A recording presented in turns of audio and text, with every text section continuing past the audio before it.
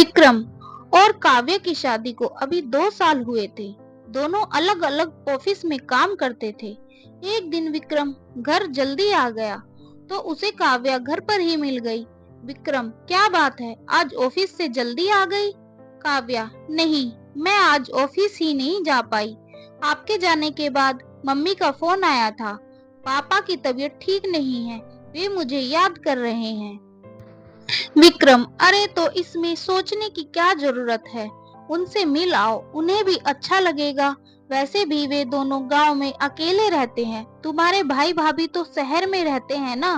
काव्या, हाँ, पर अकेले जाने में बहुत परेशानी होती है, गांव तक का रास्ता भी ठीक नहीं है। क्या आप मेरे साथ चलेंगे? हम 2 दिन में वापस आ जाएंगे। विक्रम, मुझे तो ऑफिस में बहुत जरूरी काम है। एक एक काम करो, 2 दिन बाद का प्रोग्राम बना लो।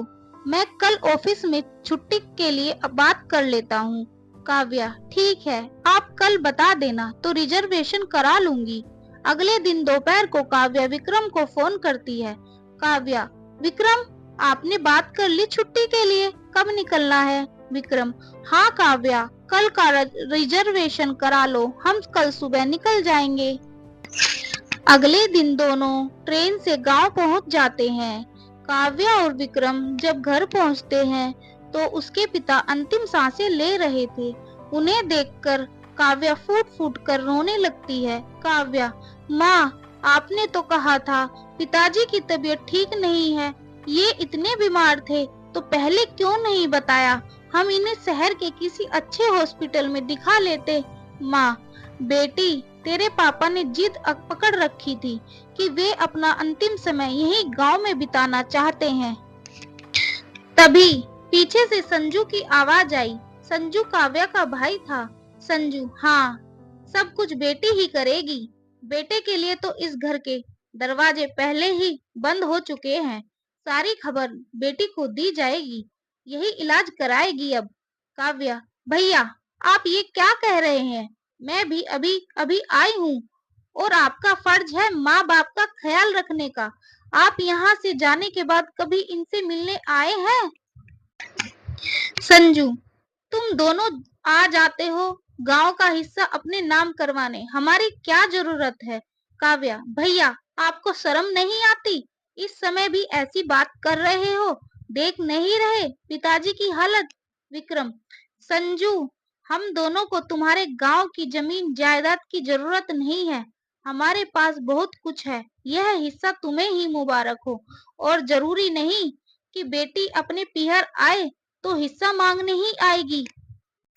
संजू मौके की नजाकत को देखकर चुप हो जाता है। काव्या को अपने भाई की बातें बहुत बुरी लग रही थी। वह अपने पापा के सिरहाने बैठकर रो रही थी। पिछले कुछ सालों की बातें उसके दिमाग में घूम रही थी। पापा, बेटी, तूने अपनी पढ़ाई पूरी कर ली, अब क्या विचार है? काव्या, पापा, मैं नौकरी करना चाहती हूँ, उसके लिए शहर जाना पड़ेगा। पापा, ठीक है, तो तू नौकरी के लिए अप्लाई कर, मैं तेरे साथ शहर चलूंगा। कुछ ही दिनों में काव्या की नौकरी पक्की हो जाती है। उसके पापा उसके साथ शहर आ जाते हैं, अच्छे से उसके रहने खाने का इंतजाम कर देते हैं। कुछ दिन उसके साथ रहकर वापस गांव आ जाते हैं। इस बात से संजू और उसकी पत्नी बहुत गुस्सा होते हैं। वे दोनों हर दिन माता पिता से लड़ते थे। एक दिन दुखी होकर पिताजी ने दोनों से कहा, तुम अपना रहने का इंतजाम कहीं और कर लो, हमें चैन से रहने दो। ये लोग 1 लाख रुपए। संजू अपनी पत्नी के साथ शहर आ जाता है और नौकरी करने लगता है। उसके बाद संजू कभी गांव नहीं गया, यहाँ तक कि बहन की शादी में भी वह नहीं पहुंचा। यही सब सोचकर काव्या रो रही थी।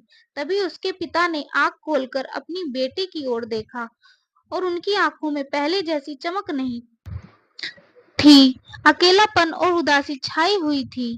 उन्होंने एक बार काव्या को देखा और एक बार अपनी पत्नी को, जो उनके पैरों के पास बैठी रो रही थी, जैसे वे कह रहे थे कि मेरे बाद तेरी माँ का क्या होगा? काव्या, पापा, आप माँ की चिंता न करें, इन्हें मैं अपने साथ रखूंगी। काव्या की बात सुनकर उनके चेहरे पर संतोष के भाव आए, लेकिन आंखों से आंसू बह निकले। कुछ देर बाद उन्होंने आंखें बंद कर ली और कुछ देर में वह इस दुनिया को छोड़कर चले गए। 13 दिन तक घर में रिश्तेदारों का जमावड़ा लगा रहा। रीति रिवाज होते रहे। 13वीं के बाद सब लोग चले गए। काव्या विक्रम से पूछती है, क्या हम माँ को अपने साथ रख सकते हैं? तो विक्रम कहता है, हाँ, क्यों नहीं, लेकिन मेरी एक शर्त है। काव्या पूछती है, वह क्या शर्त है? विक्रम कहता है कि यह पूरी जायदाद माँ को संजू के नाम करनी होगी। जेवर, रुपया, सब कुछ। नहीं तो वह यही कहेगा, जायदाद के चक्कर में माँ को ले गए। काव्या ने संजू को बुलाकर अपना फैसला सुनाया और पेपर तैयार करवाकर सब कुछ उसके नाम कर दिया।